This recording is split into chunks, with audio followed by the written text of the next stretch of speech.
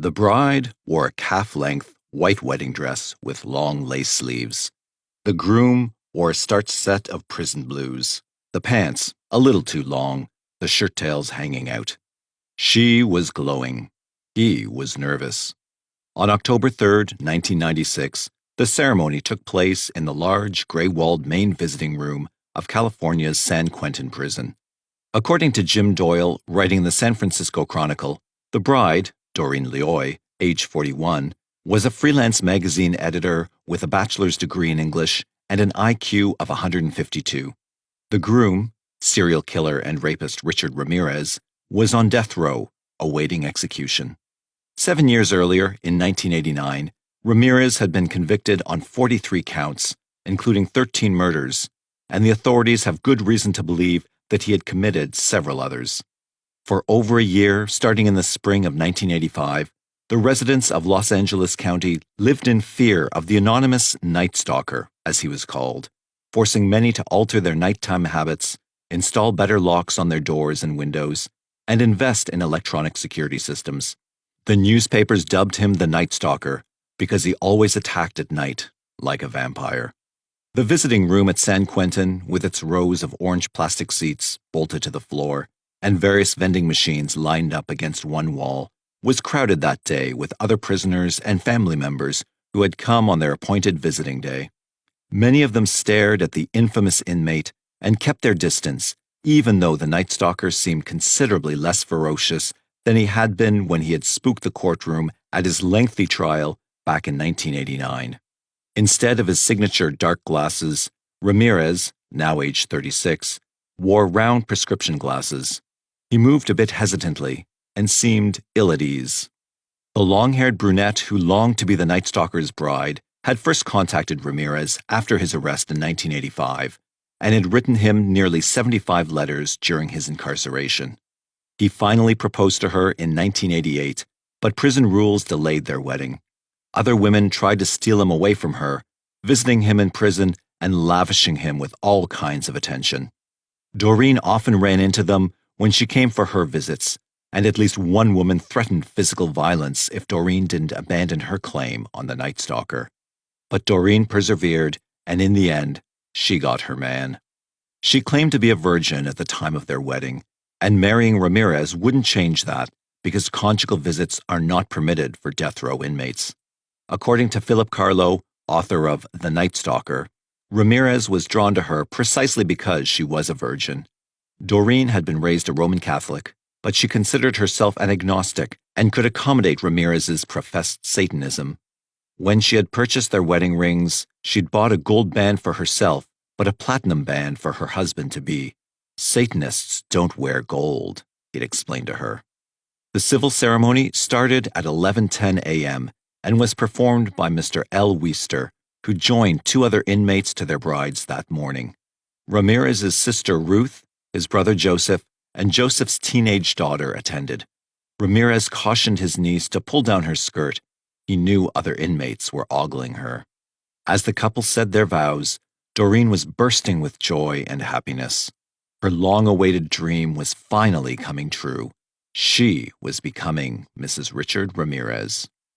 Doreen chose not to believe the mountain of evidence that had been presented at her husband's trial, especially the testimony that described his gruesome methods. Richard Ramirez typically came in the night, sneaking into his victims' bedrooms. Males were dispatched quickly, usually with a bullet to the head. Females were kept alive to be savored after he ransacked the homes, looking for valuables. After raping and degrading the women, sometimes repeatedly, he would most often kill them, or at least try to. Amazingly, some of his victims managed to survive his various attacks. Of all the serial killers who have plagued the modern world, the Night Stalker was perhaps the most sensational in how he committed his crimes. He was a living nightmare, a boogeyman who invaded bedrooms and tore innocent people from their dreams. His method was worthy of a B-grade Hollywood horror movie. He was a killer tailor-made for his prime hunting ground, Los Angeles. In 1978, 18-year-old Ricardo Leyva, a.k.a. Richard Ramirez, moved to Southern California from El Paso, Texas, his hometown, According to UPI reporters Aurelio Rojas and K. Max Sisk, he dropped out of the 9th grade and had been living the life of a slacker, smoking marijuana and living on convenience store junk food. His diet was so rich in sugar, his teeth eventually started to rot, which made his breath foul and offensive, but his halitosis fit in with the demonic personality he was intentionally cultivating. His habitual pot smoking led to several arrests for possession, as well as a misdemeanor theft charge. In California, he was twice arrested for auto theft, in Pasadena in 1981 and Los Angeles in 1984. His father would remain that Richard was a good boy whose marijuana consumption put him out of control, but it would be hard to pinpoint precisely what influences sent Richard Ramirez in the direction of devil worship. He often drew the 5-point pentagram, the symbol of the devil, on his own body, and after his trial, he would shout, "Hail, Satan!" in open court. He was a big fan of rock bands who sung about Satanism, particularly the Australian heavy metal band AC/DC, whose album, Highway to Hell, was Ramirez's absolute favorite. One song on the album, Night Prowler, contains the lyrics, "Was that a noise outside your window? What's that shadow on the blind? As you lie there naked like a body in a tomb, suspended animation as I slip into your room." But it's hard to believe that rock songs and marijuana alone could turn a misdirected youth into one of the most heinous serial rapists and murderers in modern history. The turning point in Ramirez's life might well have been the night he witnessed his cousin Mike murder his wife. Mike had fought as a Green Beret in Vietnam, but the war had changed him. After returning home, he boasted torturing and mutilating the enemy and had brought back Polaroids to prove it. He and his 13-year-old cousin Richard would hang out all day, getting high, which is just what they were doing when Mike's wife started to nag him about getting his life together and finding a job. Mike pulled out a gun to shut her up and shot her in the face, killing her. Ramirez was splattered with the woman's blood. Mike's lawyer pointed to the incredible stress of his horrible war experiences as a mitigating factor. He was ultimately convicted, but the judge was lenient in his sentencing. Mike had a significant influence on Richard, who became fascinated with Mike's war victims' horrible photographs. After the murder of Mike's wife, Richard, the epileptic youngest child in a family of 3 boys and 2 sisters, started skipping school and smoking pot as much as he could every day. He soon took to stealing to support his drug use. The police have no evidence that Richard Ramirez killed at any time before he reached Los Angeles, and little is known about his activities in the first few years he lived there. No doubt, his crimes were escalating during this period. Simple theft had led to breaking and entering, and eventually, he must have become adept at it. Initially, he probably stole whatever valuables he could find, then quickly left before he was caught. But as he grew more proficient, he also grew bolder, staying longer in the houses he burglarized. Perhaps he stayed to watch the inhabitants sleeping in their beds. Maybe he took souvenirs, particularly items that belonged to the female residents. Like his cousin Mike, he might even have taken photographs that he could relish later. This, no doubt, excited him and helped him develop the depraved fantasies that took over his thinking. But eventually, he felt compelled to do more. The horrible scenes that ran through his mind like a horror movie on a continuous loop weren't satisfying him anymore. They had to emerge from his mind and become a reality. When Richard Ramirez finally crossed that line and started to play out his fantasies, the Night Stalker was born. Whether by conscious decision or inevitable evolution, Ramirez began to insert himself into his depraved fantasies and actively participate in their reenactment for his own gratification. His first known victim was a 79-year-old Glassell Park resident named Jenny Vincow. On June 28, 1984, she had left a window open because it had been hot that evening. Ramirez simply removed the screen and climbed in. Vincow's son, who lived in the apartment over her ground floor apartment, discovered her body sprawled out on the bed. She had been stabbed repeatedly, and her throat was slashed so savagely she was nearly decapitated. The intruder also ransacked her apartment and helped himself to her valuables. Fingerprints were recovered from the windowsill, and the autopsy revealed signs of sexual assault. The Night Stalker's fantasy had finally become a reality. It would be 8 months before he struck again. No doubt Richard Ramirez, like most budding serial killers, fed off the memory of his first victim, reliving the experience of rape and murder over and over again in his mind. If he had taken what criminal profiles call a souvenir, a hairbrush, a piece of underwear, eyeglasses, any object intimately connected with the victim, he might have used that to stoke his recollections and help him elaborate on his fantasy. But eventually, the mental reenactment of that initial crime wouldn't be as satisfying as it had once been. The killer would need a new experience to replenish the fantasy. He might have tried to control himself for a period, but the pressure within him was mounting. Eventually, he would give in to his compulsion and do it again. On March 17, 1985, at 11:30 p.m., 20-year-old Angela Barrios was just returning home from a long day at work. She lived in a condominium that she shared with a roommate in Rosemead, a middle-class town northeast of Los Angeles. She pulled her car into the driveway and opened the garage door with a remote control. She was tired and hadn't had dinner yet. All she wanted to do was get inside and unwind. But as she got out of her car, she heard something behind her. A dark figure suddenly rushed up to her. He was tall and dressed entirely in black. A navy blue baseball cap was pulled down low over his brow. He was holding a gun. He pointed the gun in her face, holding it just inches from her nose. She pleaded with him not to kill her. She tried not to look at his face, hoping that he might spare her, but she couldn't help but look. His eyes were cold and hard. She continued to beg for mercy, but he ignored her. Perhaps he was angered by her pleading, and he pulled the trigger. The sound of the gunshot was like an explosion in the enclosed garage. Angela collapsed on the concrete floor. She was alive, but too afraid to move. The gunman stepped over her and went to the door that led to her condo, kicking her body out of the way so he could open it. Angela lay perfectly still, playing dead. After a while, she didn't know how long, she realized that her hand was bleeding. Her keys were still in that hand. She'd raised her hands instinctively when the man had menaced her with the gun, and the bullet had miraculously hit the keys and ricocheted away. Angela collected herself and got to her feet.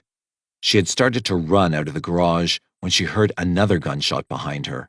She kept running, just hoping to escape, but she ran into the man in black as he came out the front door of her condo. She tried to get away from him, but her legs were shaky. She stumbled back towards her car in the garage, convinced that he was going to finish her off. But instead of pursuing her, the man shoved the gun into his belt and fled. Angela Barrios was saved from this madman.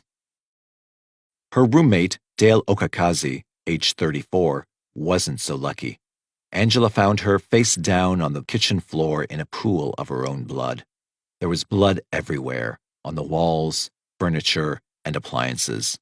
Angela ran to her side to check for signs of life, but Okakazi had been shot through the forehead. Angela grabbed the phone and called 911. Later, when the police searched the crime scene, they found the killer's baseball cap in the garage. What happened exactly inside the condominium is unknown, but for some reason, killing Dale Okazaki was not the experience Richard Ramirez had hoped for. Incredibly, that same night, he struck again in nearby Monterey Park. According to author Clifford L. Leindecker, a policeman was dispatched to investigate an empty yellow Chevrolet parked with its motor running. The transmission was in reverse. The car parked behind it was keeping it from moving any farther. When the officer got out of his patrol car to check inside the vehicle, he found an unconscious woman lying on the ground nearby. The officer ran to her and immediately checked her vital signs. He noticed that her stockings were ripped and that there was an ugly bruise on her leg. She was alive, but just barely. He ran back to his car and radioed for an ambulance. When he returned to the woman, he discovered a metal medallion and a torn section of a $20 bill on the pavement. He tried to revive her, hoping she could tell him what had happened, but her breathing was labored. He could tell she was in trouble and needed immediate medical attention, but in the dim light, he hadn't noticed that she had been shot several times. The woman, a 30-year-old Taiwanese native named Xia Lian Yu, known to her friends as Victoria, died before the ambulance arrived. The killer was in a frenzy. Killing Dale Okazaki had not satisfied his need, so on the spur of the moment, he had attacked Xia Lianyu. But murdering and assaulting her might not have done it for him, because he murdered an 8-year-old girl in Eagle Rock, California, 3 days later. A week later, on March 27, 1984, he emerged again, and this time he found an MO that worked for him.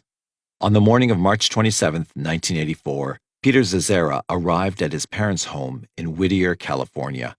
His 64-year-old father, Vincent, had retired from investment counseling and now operated his pizzeria.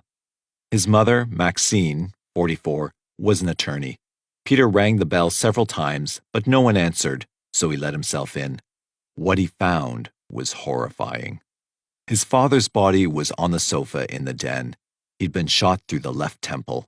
He appeared to have died instantly. Mrs. Zazara was found stretched out in bed, face up and naked. Her eyes had been gouged out, the bloody sockets empty. She'd been stabbed repeatedly around the face, neck, abdomen, and groin. There was a sizable T-shaped knife wound in her left breast. An autopsy later revealed that, like her husband, she'd first been shot in the head and had probably died instantly. The stabbing and mutilation were done post-mortem. The house had been ransacked and valuables were taken. With these killings, Richard Ramirez had discovered a method that accomplished his goals and satisfied his fantasy, for he repeated it many times. Dispatch the mail quickly to get him out of the way so that he could have his perverse way with the woman in the house. The man was just an impediment and not part of the fantasy. The woman was the real object of desire. 6 weeks later, Richard Ramirez returned to Monterey Park and broke into the home of Harold and Jean Wu, waking them from a sound sleep. Ramirez took care of Mr. Wu first, shooting the 66-year-old man through the head. He pummeled Mrs. Wu, 63, viciously with his fists, demanding to know where she kept her money.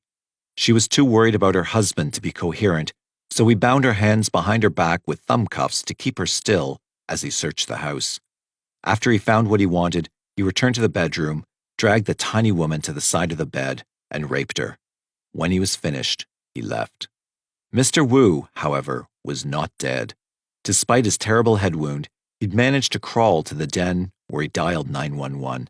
He could not tell the dispatcher what the problem was, but the call was traced, and an ambulance and patrol car were dispatched to the Wu's address.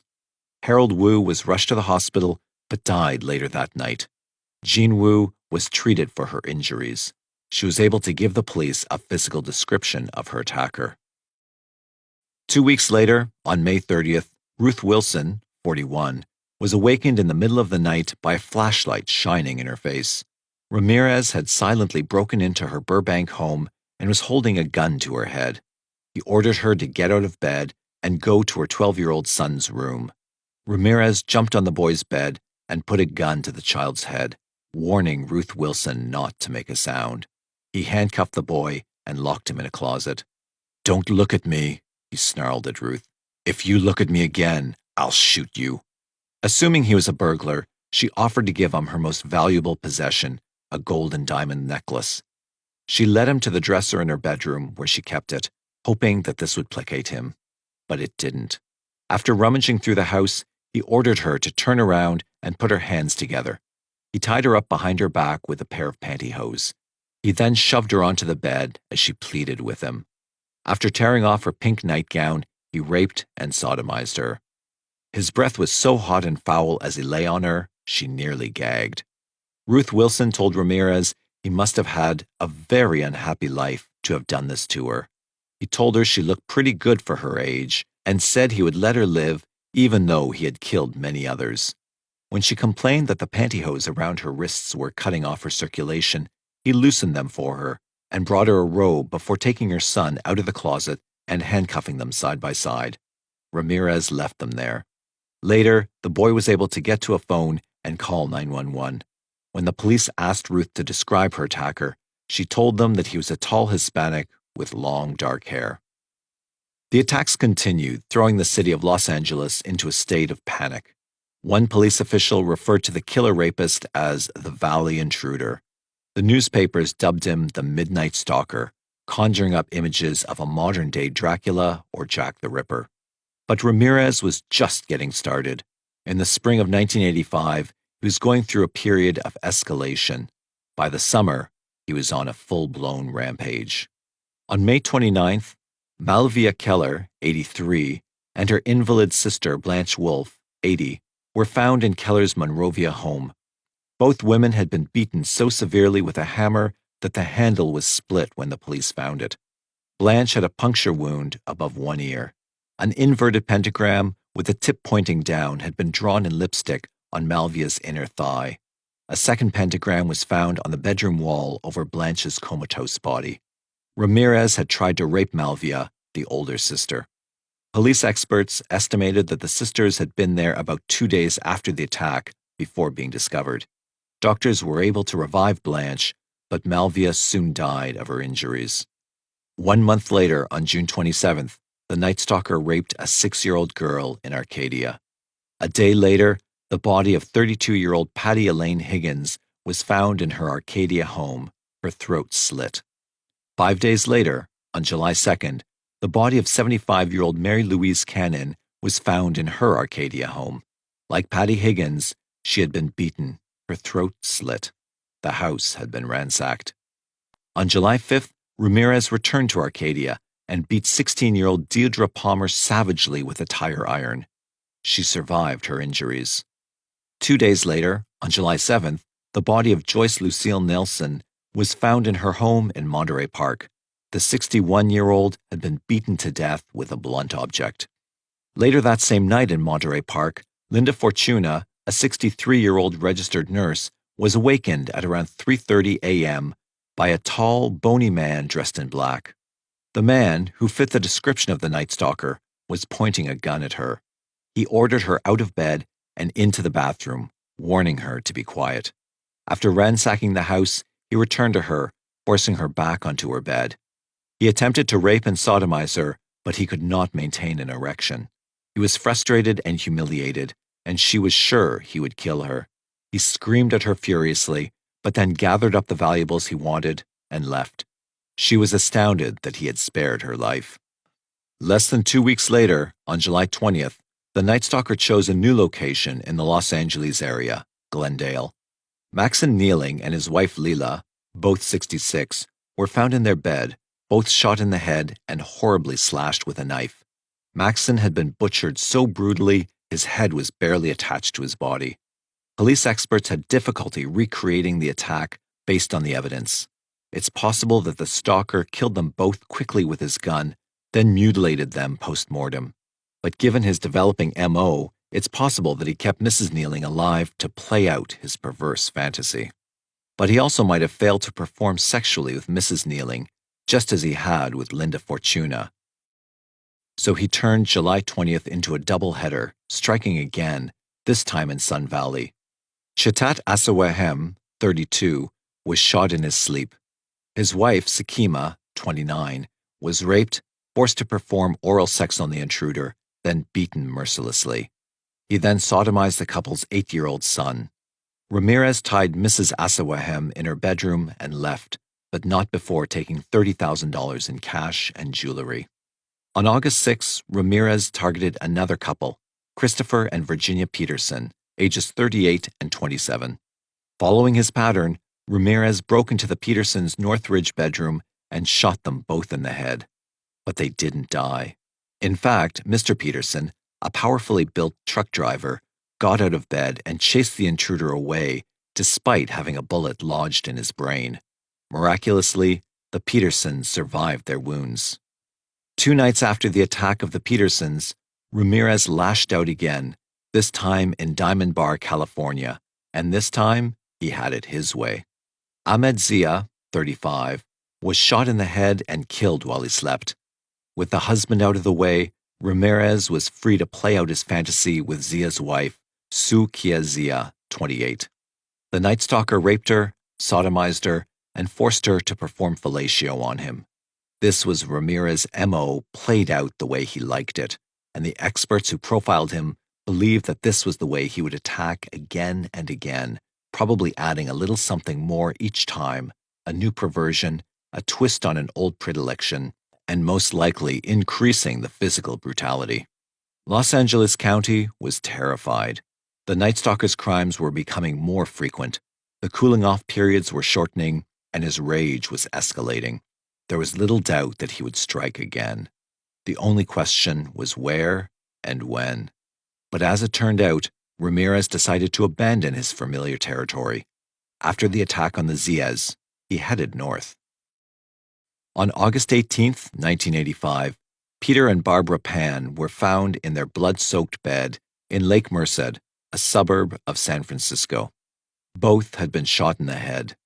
Mr. Pan, a 66-year-old accountant, was pronounced dead at the scene. Mrs. Pan, 64, survived but would be an invalid for the rest of her life. Scrawled on the wall in lipstick were an inverted pentagram and the words "Jack the Knife," which is from a song called "The Ripper" by the heavy metal band Judas Priest. Local police determined that the killer had come in through an open window. Fearing that LA's Night Stalker had moved into their precinct, homicide investigators sent a bullet removed from Mr. Pan to a forensic team in Los Angeles. The bullet matched others removed from two of the Night Stalker's Los Angeles County crime scenes. Police in San Francisco searched their unsolved homicide files and came up with two incidents that fit the stalker's MO. On February the 20th, 1985, sisters Mary and Christina Caldwell, ages 70 and 50, had been stabbed to death in their Telegraph Hill apartment. If this was indeed the work of the Night Stalker, he had committed this crime about a month before the night he killed Dale Okazaki and Xian Lian Yu and wounded Angela Barrios. The police also discovered that on June 2nd, the day after the murders of the elderly sisters Blanche Wolfe and Malvia Keller, Theodore Wildings, 25, was shot in the head while he slept in his apartment in the Cow Hollow section of San Francisco. His girlfriend, Nancy Bryan, 25, was then brutally raped by the killer. Could the Night Stalker have been active in San Francisco and Los Angeles throughout 1985, and the police in San Francisco didn't realize it? Panic spread through the city by the bay. To quell fears, Mayor Dianne Feinstein talked publicly about the hunt for the Night Stalker, but in doing so, angered detectives by giving away too many details of his crimes, thus impeding their investigation. They did not want a repeat of the situation Los Angeles had just gone through. 15 unanswered attacks, including 14 murders and 5 rapes, had been committed by a maddeningly elusive perpetrator. But the San Francisco police caught a break when the manager of a flophouse in the Tenderloin district came forward and claimed that a young man who fit the stalker's description had stayed at his establishment from time to time over the past year and a half. The manager remembered that the man had rotten teeth and smelled terrible. The police checked the room he had last stayed in.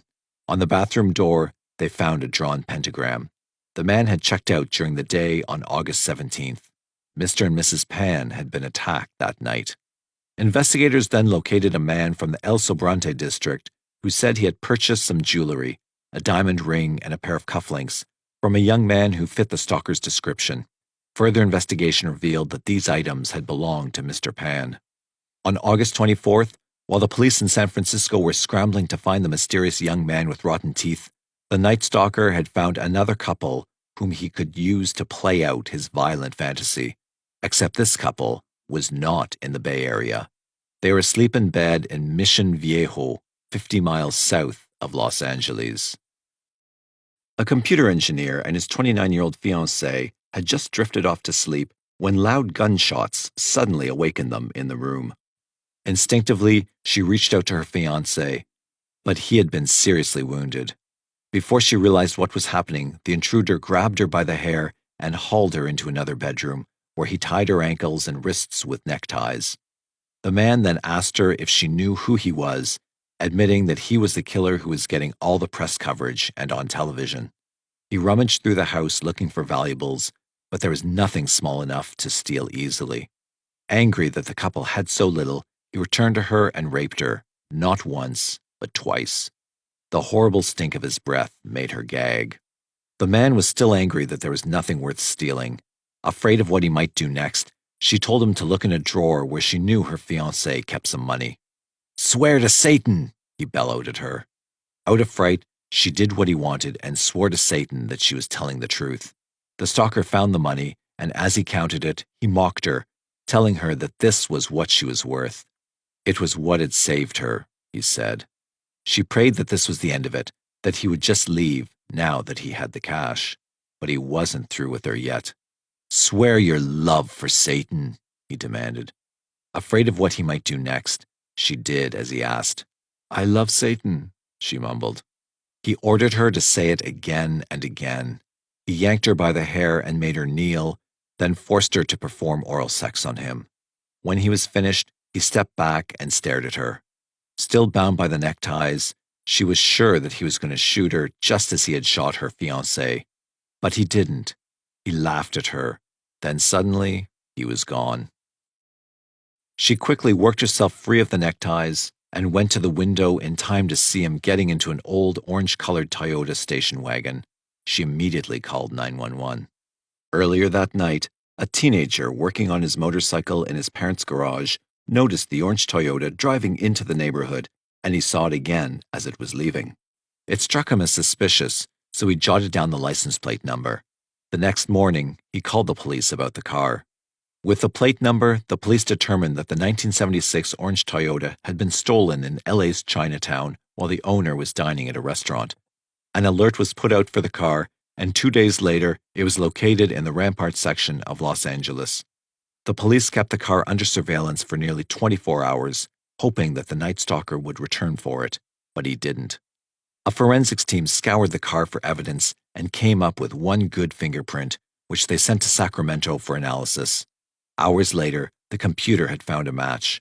The print belonged to Ricardo Richard Leyva Ramirez. Further analysis revealed that this print matched a print taken from a windowsill at the Pan's house near San Francisco. At long last, the police knew who their suspect was. Now they had to find him before he struck again. 7 days after the attack on the computer engineer and his fiancée in Mission Viejo, Ramirez was on the prowl for another vehicle he could steal. Unfortunately for him, he chose the wrong neighborhood to go shopping for cars. The 3700 block of East Hubbard Street in Los Angeles is in a largely Hispanic area. Perhaps Ramirez felt that he could blend in there, but he had no idea how fiercely these residents would protect their property. Ramirez's first mistake was trying to steal Faustino Piñon's prized red Mustang. Ramirez, who was wearing a black Jack Daniels t-shirt, had been hopping fences between yards, searching for a car he could steal easily. He'd been chased off the property next door to Piñon's home and wound up in Piñon's yard. Ramirez must have thought luck was with him because the Mustang parked in the driveway was unlocked and the keys were in the ignition. He jumped in and started the engine, but he hadn't noticed that the car's owner was underneath the car on his back, working on the transmission. As soon as Piñon, 56, heard the engine start, he rolled out from under the car. Incensed that anyone would dare touch his prized possession, Piñon reached through the window and grabbed Ramirez around the neck. "I've got a gun," Ramirez warned, but Piñon didn't care. No one was going to take his car. Ramirez put the car into gear and tried to drive away, but Piñon wouldn't let go of him. The vehicle crashed into a fence, then into the garage. Piñon got the door open, hauled Ramirez out, and threw him to the ground. Ramirez scrambled to his feet and ran across the street just as 28-year-old Angelina de la Torres was getting into her Ford Granada. He ran up to her car and stuck his head through the driver's window, demanding that she give him the keys, threatening in Spanish to kill her if she didn't. She screamed for help, and her husband, Manuel, 32, came running from the backyard. According to Nancy Skelton in the Los Angeles Times, he grabbed a length of metal fence post as he passed through the gate along the side of the house. In the meantime, José Burgoyne, who had heard the ruckus in Faustino Piñon's driveway, had called the police. He ran outside to help Piñon, and when he heard Angela's scream, he called to his sons, Jamie, 21, and Julio, 17, to come quick. As the brothers ran to help Mrs. de la Torres, they saw the skinny stranger scrambling across the front seat of her car. Jamie recognized him from photographs that had been published in the newspapers and broadcast on television. He yelled that this was the killer, the Night Stalker. The men made a mad dash to catch him. Ramirez ran for his life, but Manuel de la Torres caught up with him and hit him across the neck with a 3.5-foot metal post. Ramirez kept running, but de la Torres stayed on him, whacking him repeatedly from behind. Jamie Belgon caught up with Ramirez and punched him. Ramirez stumbled and fell, but quickly got up and continued running with de la Torres and the Burgoyne brothers on his heels. Then, unexpectedly, Ramirez stopped and faced them. His eyes flashed as he laughed and stuck out his tongue at them. He played the part of the madman, but his pursuers were taken aback for only a moment. They lunged at him, and the chase continued. Finally, a block away from where it all began, de la Torres swung hard and hit Ramirez on the head. The Night Stalker collapsed to the ground. Jamie and Jose Burgoyne closed in on him to keep him down until the police arrived. One day after, Richard Ramirez's face was made public, and the Night Stalker was in custody and behind bars. Ramirez, 26, was charged with 14 murders and 31 other felonies related to his 1985 murder, rape, and robbery spree upon his arrest. The 15th murder in San Francisco also hung over his head, with the potential for a trial in Orange County for rape and attempted murder. Early in the case, 2 public defenders were appointed to Richard Ramirez, but he disliked them. Another defense attorney came and went before the Ramirez family retained Daniel and Arturo Hernandez. They had never before tried a death penalty case, but had worked together on homicide cases. Their presentation wasn't helped much when at the arraignment in October 1985, Ramirez flashed a pentagram drawn on his palm and shouted, "Hail Satan!" This kind of behavior raised anxiety levels, because, on another occasion, when the courtroom lights suddenly went out, the deputy marshals drew their pistols and told everyone to hit the floor. They then dragged Ramirez out of the courtroom. The Hernandezes began their long list of pretrial motions by filing for a change of venue, insisting that the adverse publicity in Los Angeles County had infected the entire community, and hence the jury pool. Ramirez could not receive a fair trial, they claimed, because many middle-class people in the area had an image embedded in their consciousness of the Night Stalker breaking into their homes. In fact, a survey they had done indicated that 93% of 300 people polled had heard about Ramirez, and the majority believed that he was guilty. On January 10, 1987, the Los Angeles Times reported the decision in this 13-day hearing, a taste of things to come. Judge Dion Morrow said that given the substantial pool of potential jurors in the county, he did not believe that argument was sound. "This is the largest community, I think," he stated, "of any court system in the country." As Ramirez was led in chains from the courtroom, he grinned at his growing coterie of female supporters. Some believed in his innocence. Others just thought he was cute. In another hearing, Judge Elva Soper granted a request for a gag order on both sides. By May, a trial date was set for the end of September. That proved to be highly optimistic. This case was going to spread into other states and even Mexico, seeking witnesses and evidence. The defense team would also introduce an exhausting round of delays, from appeals to out-of-town interviews to outright disappearances. Ramirez testified in pretrial proceedings, clad in a 3-piece gray suit and red tie. He denied that he had spontaneously told Sergeant Ed Escueda upon his August 31st arrest, "I did it, you guys got me, the stalker." His lawyers said that the officer had not recorded the statements, and they wanted them stricken. Superior Court Judge Michael Tynan, who would sit for the trial, denied the motion. Sergeant George Thomas would later testify at the trial that he wrote down that Ramirez had said, "Of course I did it. So what? Shoot me. I deserve to die." Then he had hummed a tune called Night Prowler. Other than that appearance, Ramirez sat through most of his numerous hearings, slouching in his chair, drumming his fingers on the table, and bobbing his head as if listening to rock music. He seemed oblivious to the seriousness of the charges. When the Hernandezes insisted throughout the final months of 1987 that they needed more time to prepare, The trial date was moved to February. They considered buying more time by pursuing the Orange County trial first. In November, to avoid an extra trial, one murder and one felony count were dismissed. All the prosecution had for the murder was the delayed statement of a witness who had spotted Ramirez a block from the crime scene. Then Judge Tynan also said that he would not allow Ramirez to leave the county, which meant he could not be prosecuted in Orange County. The defense attorneys, seeking another ploy, prepared to ask for at least 6 separate trials to avoid having cases with little good evidence become stronger by association with those that had it. By January, it appeared that the trial for case number A7771272 would be postponed another 6 months because an appellate court required that the prosecution team supply defense attorneys with records of all crimes over a period of 6 months in Los Angeles County of a similar nature to those of Ramirez. This was a move by the Hernandezes to link some of those that Ramirez was charged with to other cases and possibly other offenders. Prosecutor Phil Halpin called this an onerous burden for the cops and asked the court to reconsider. Both sides took it to the state Supreme Court, which would not hear it. San Francisco authorities had tentatively linked Ramirez to 4 homicides, a rape, and 10 burglaries in March.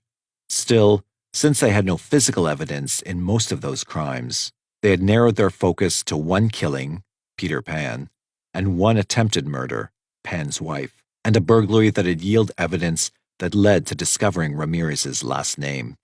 They were awaiting the conclusion of the LA trial to decide on a date. In July, as the case neared 3 years since the arrest, the Times reported that Ramirez had decided against entering a plea of not guilty by reason of insanity. The judge ordered jury selection to begin. The paper quoted the judge as estimating that this alone could take 6 to 8 months.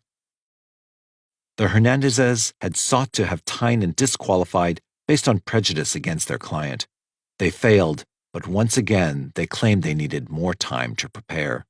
Impatient with the defense motions, mostly to suppress evidence that numbered nearly 100, LA County Prosecutor Phil Halpin finalized his case and filed the charges, taking the defense by surprise. He claimed he had almost 1,000 potential witnesses and hundreds of thousands of pages of statements, reports, and photographs. Admitting that it was one of the most complicated criminal cases he had seen, he projected a 2-year period for the trial. Thus far, the case had cost over $1 million, and 1 witness had already died. The defense asked for yet another extension, but it was time to begin. On July 21, 1988, jury selection began.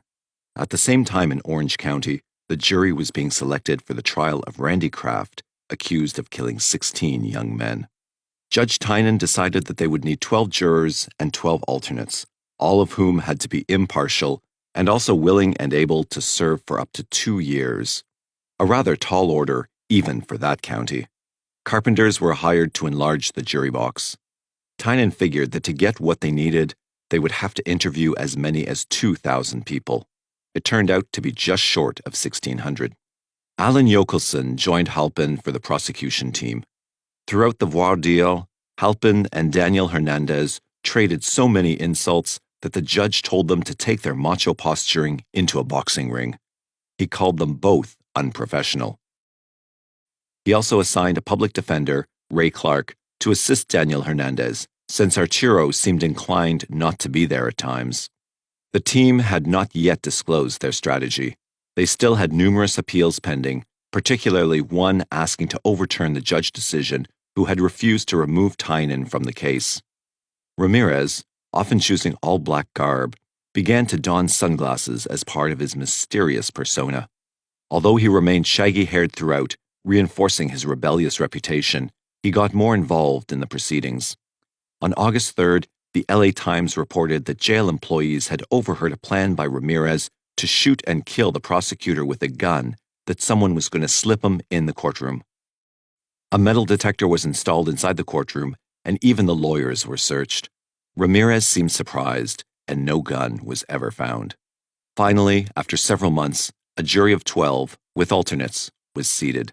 Then one juror was dismissed for making racially biased statements about the death penalty. In January 1989, a state appeals court found Daniel Hernandez deficient in presenting another client in an earlier murder trial. Reportedly, he was not surprised by the decision. He also had a record of seeking delays for medical conditions caused by stress. No one knew why the family had hired such an inexperienced attorney. He continued to seek delays. By the end of the month, January 30th, the trial began with Halpin's 2-hour opening statement about the 13 murders and 30 felony charges. He intended to introduce at least 400 exhibits as evidence, including fingerprints, ballistics evidence, and shoe impressions, one of which had been on the face of one victim. On that same day, the Times reported that in jail in 1985, Ramirez had referred to himself as a supercriminal, claiming he loved to kill and had murdered 20 people. "I loved all that blood," a sheriff's deputy quoted him as saying. Halpin hoped to enter these statements as evidence. Hernandez declined to make an opening statement at this stage. His strategy remained veiled. Then the case really began. While some witnesses had a difficult time with memory recall 4 years after the crimes, others were quite certain of their identification of Richard Ramirez. A few offered lengthy descriptions of their ordeal at the hand of Ramirez, sometimes while he leafed through a notebook of bloody crime scene photos. The defendant, when asked, refused to remove his sunglasses. Halpin used circumstantial evidence to link Ramirez with the Avia shoes that left prints at crime scenes, with his appearance in the vicinity of the crimes, with his shifting MO, and with possession of items removed from the victims or their homes. He also had fingerprints and signature evidence. On April 14th, after using 137 witnesses and 521 exhibits, the prosecution rested its case. But then, it had become clear that the defense strategy would be that the 8 eyewitnesses, some of whom were survivors, had all mistakenly identified Ramirez.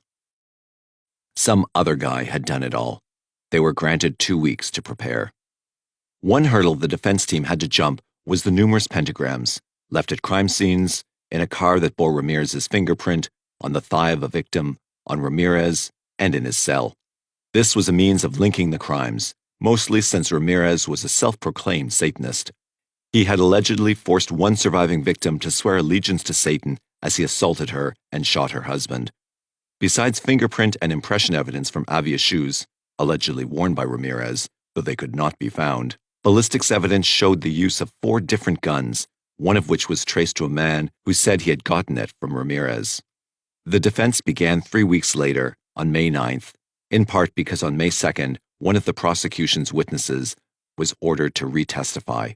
He had admitted to withholding information while under oath, as he had described jewelry and consumer items linked to the victims and received from Ramirez. Halpin himself had uncovered the deception and said it was not damaging to the case. Hernandez withheld judgment but looked for an appeal opportunity. On May 4th, the Times ran a piece about Ramirez's state of mind, saying he was gloomy and distraught, and that he did not want to put on a defense. The lawyers told the judge that this was a possibility, although they had advised him otherwise. Tynan granted a recess so they could talk further with their client. Ultimately, it was decided to go on with the trial, and they brought in 38 witnesses. The defense team essentially claimed that the prosecution's evidence was inconclusive or defective. They noted that there were many fingerprints at the crime scenes that remained unidentified and that hair and blood samples were found that did not belong to the victims or Ramirez. In a surprise move, they had Ramirez's father, Julian Ramirez Tapia, take the stand to say that Richard had been in El Paso, Texas, for 8 days starting around May 24, 1985. A rape victim had placed him in her home on Memorial Day, and another attack, which had ended in murder, had also occurred between May 29th and June 1st. The defense attorneys also found testimony to the effect that police officers had covertly alerted witnesses to Ramirez's position in the lineup after his arrest. Psychologist Elizabeth Loftus, an expert in eyewitness testimony from the University of Washington, testified that the stress of assault might have affected the witness's ability to recall details accurately. She also pointed out that errors are more likely when the attacker and victims are of different races. Yet she conceded under cross-examination that those victims who had more than a fleeting exposure to Ramirez were likely to be more accurate. On May 25th, defense witness Sandra Hotchkiss claimed to have been Ramirez's accomplice in numerous daytime burglaries in 1985, some of which had occurred during his alleged murder spree. She said that none of these incidents was violent. She added that he was jumpy and amateurish. She broke off with him, but was eventually arrested and convicted of other burglaries. Throughout this trial phase, several disturbances occurred, such as charts falling from easels, Daniel Hernandez sweating profusely, and evidence being erroneously represented. The newspapers pointed out that not once had the defense attorneys claimed their client was innocent. Hernandez commented in the papers that they merely wanted to prove that the prosecution's case was faulty. Rebuttal witnesses for the prosecution contradicted the testimony of Ramirez's father by showing that Ramirez was, in fact, in Los Angeles having dental work done at the time that his father said he was in El Paso. A comparison of Ramirez's teeth to the charts left no doubt, though Ramirez had used an alias. A newspaper reporter, David Hancock, also contradicted the alibi by indicating that he had interviewed Ramirez Tapia in August 1985. At that time, the man had claimed that he had not seen his son in at least 2 years. Daniel Hernandez was allowed to fly to Texas to seek out more witnesses who might have seen Ramirez. The jury was allowed to go on vacation until July 10th. Hernandez found 2 witnesses, but Halpin made the point that if he'd gone by plane, Ramirez could still have made it back in time to commit both attacks. One survivor had identified a piece of jewelry as hers that had admittedly been found in the El Paso room of Ramirez's sister. Yet relatives of the woman murdered in May 1985 had photos of appliances from her home that had been in Ramirez's possession. In closing arguments that lasted from July 12th to 25th, each side emphasized the other side's case's weaknesses and the strengths of its own. Halpin pointed out that Hernandez had raised issues that he never substantiated, throwing them at the jury as mere diversions. When he was finished, Ramirez turned to the courtroom and smirked. The judge took 2 days to instruct the jury, letting them know that a handgun was missing from the evidence inventory, but they had a photograph of it. After nearly a year, the jury finally started deliberations on July 26th, with 8,000 pages of trial transcripts and 655 exhibits to consider. Within a week, one juror who kept falling asleep was replaced. Then, on August 14th, Phyllis Singletary did not arrive. The judge summoned the jury and told them they could not continue without her, and the court was recessed for the day. Yet the papers reported that Ms. Singletary had been shot to death in her apartment, and this news passed through the jury and 8 remaining alternatives like wildfire. They could not help but wonder if Ramirez had managed this from his prison cell and if he might do something similar to another of them.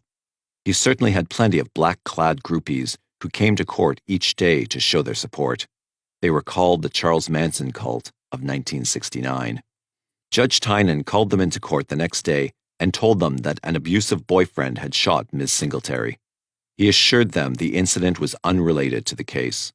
An alternate was chosen to replace her, although the woman was so overcome with fear she could not walk to her place. Yet more news was forthcoming. Ms. Singletary's boyfriend used the same weapon with which he'd killed her to commit suicide in a hotel. He left behind his written confession. They had been arguing over the Ramirez case, and he had become enraged by her disapproval of Ramirez's lawyers. The defense team tried hard to get a mistrial declared, which Halpern opposed. The case must not go down the drain, he insisted. Debates emerged in the newspapers over the issue, with one psychologist believing the shooting would unconsciously influence the jury against the defendant. However, the jury foreman assured the judge that they would continue. When Ramirez heard this in court, he shouted that it was all up and had to be restrained. He continued to act out during the rest of the deliberations, saying that the trial had not been fair, and he was allowed to waive his right to be present in court. Whenever brief hearings were needed, the proceedings were piped into his holding cell.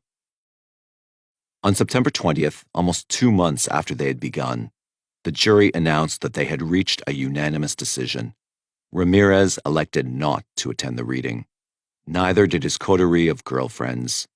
On each of the 43 counts, the jury had voted guilty and had affirmed 19 special circumstances that made him eligible for the death penalty. Upon leaving his cell, Ramirez flashed a devil sign, 2-finger for horns, at photographers and made a single comment: evil.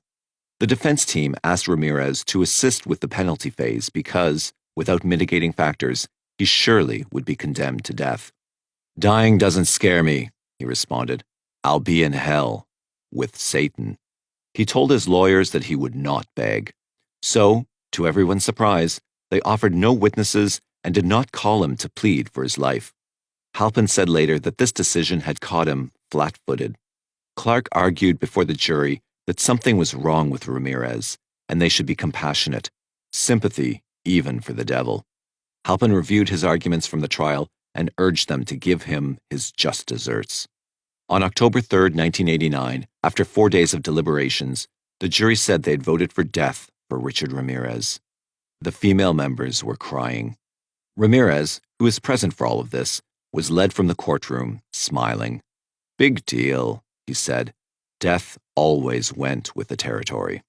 Later, as he was led in shackles back to the county jail, he added for reporters, "I'll see you in Disneyland."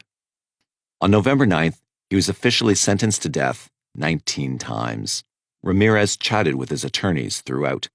Afterward, he added to his dark image with his somewhat incomprehensible speech to the court. "You do not understand me. I do not expect you to. You are not capable of it. I am beyond your experience. I am beyond good and evil. Legions of the night, night breed, repeat not the errors of night prowler and show no mercy. I will be avenged. Lucifer dwells within us all." He denounced the court officials as liars, haters, and parasitic worms.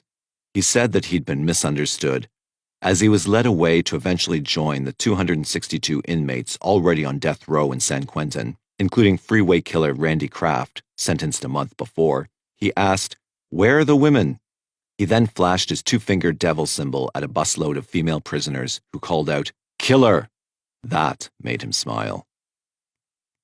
To understand Richard Ramirez and his passion for the devil, we need to examine more than just his life. We must also look at the times. Ramirez committed his murder spree in 1985 amid the satanic panics that swept the country throughout the decade.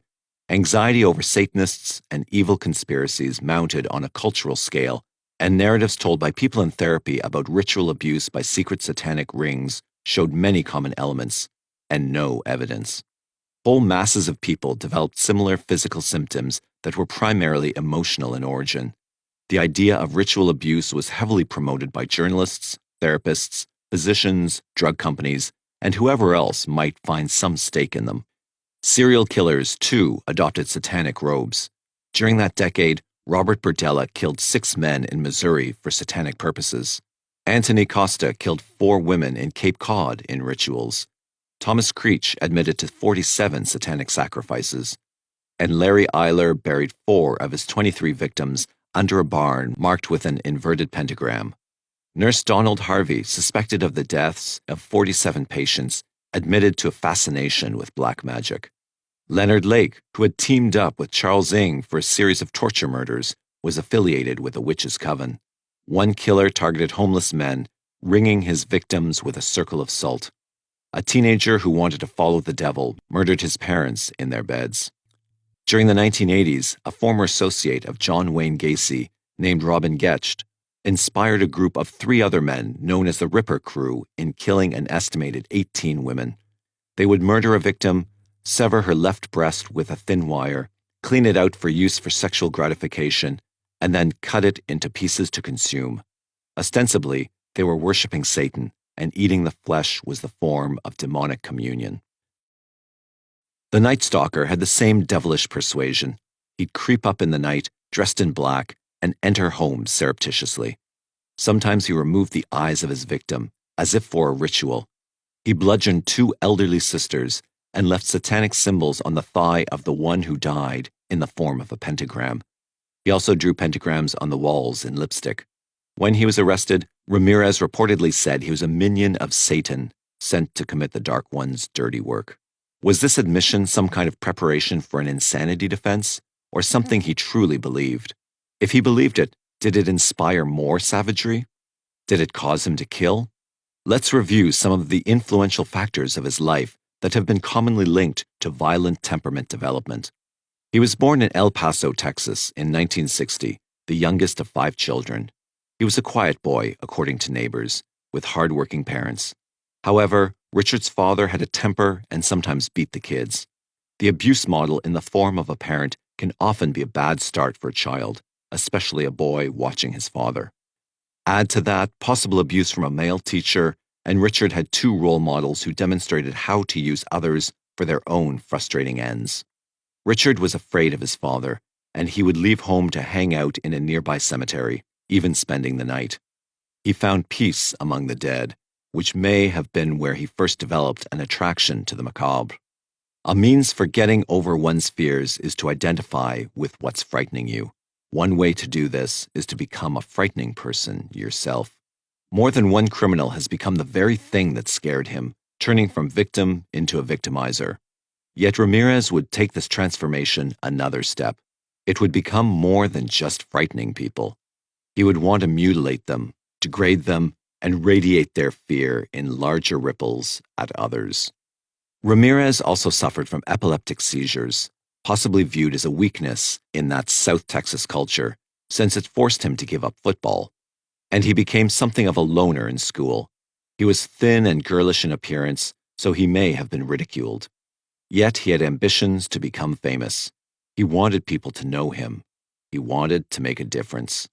He looked up to an older cousin named Mike, who may have become a father substitute. Mike loved to prove how tough he was, especially by fighting. As Richard hung out with him day after day, absorbing Mike's life philosophies, he learned a new outlook. Mike had survived the rigors of Vietnam, and when he returned, even more hardened and covered in tattoos, he became larger than life in Richard's eyes. He'd come through an ordeal, and he had secrets from an exotic place. That was pretty exciting, but even better were the photographs that Mike liked to show Richard of the butchered dead, including women.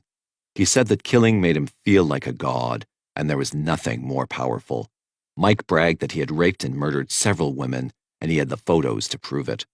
While Richard may have been shocked initially, he eventually got used to such sights, mostly since it was essential to show Mike that he could handle it. Mike might have been testing young Richard, not yet even an adolescent, but Richard was up to the test. He took it in and wanted more. The key insight here is that Richard's exposure to Mike's atrocities occurred at a time in his life when he was also becoming a young man, and often when things get associated with physical excitement and intrigue during early sexual development, they also become eroticized. Thus, they become part of the mental landscape as well. Sexual fantasies can develop from the associated images, and those fantasies become repetitive and more detailed throughout one's life and may lay the groundwork for later acts. Richard supposedly had viewed Polaroids of Mike in sexual activity in which the woman was a helpless victim, and of Mike murdering these same women. He saw how his idol could do these things without a qualm, undoubtedly got excited by the naked women in sexual positions, and probably learned that women could be easily used as objects for degradation. It was all part of being a real man, yet it was also forbidden, which gave Mike's macho realm an added allure. In addition to that, Mike also taught Richard the art of hunting as a predator. They would go out into the desert at night and observe and sneak up on animals. Mike then would show Richard how to kill an animal with a knife or gun, and it's likely they indulged in some bloody aspects of this sport. As Richard developed, Mike became his role model, and whatever Mike did without fear, Richard wanted to do. That set him up for one more incident that would prove everything that Mike had demonstrated thus far. One day, Mike got into a fight with his wife, who wanted him to get a job, and decided to end her harassment. He drew a revolver and shot her. Then he told Richard to leave. For this crime, Mike went to a mental institution, judged to have been temporarily insane. Yet right after the incident, Richard went into the home with his father and saw and smelled the blood. He felt a connection with the dead, he later confessed to author Philip Carlo in The Night Stalker, which bordered on the mystical. Some psychologists pinpoint this killing as the turning point for him. Still, it's more likely that he had already become accustomed to death, especially with women, via the photographs Mike had shown him and by killing animals up close. This incident was probably not as traumatic for him as it might have been, given what he'd already been exposed to.